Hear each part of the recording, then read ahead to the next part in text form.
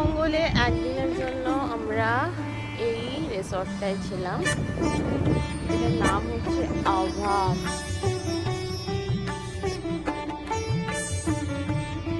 আমাদের হাতে একটু সময় আছে, আমরা পন্ডিচেরিটাও একটু কভার করে নিতে পারবো, যেহেতু পন্ডিচেরিটা খুব একটা বড় জায়গা নয়। তো সুতরাং এখানে যে ফেমাস বিচ, রক বিচ, সেখানে এসেছি।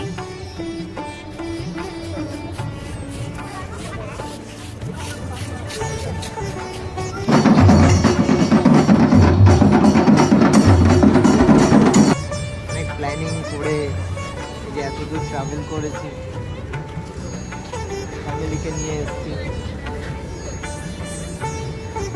গাড়ি নিয়ে এক্সপ্লোর করছি নিজেদের মতো করে, এটাই ভালো।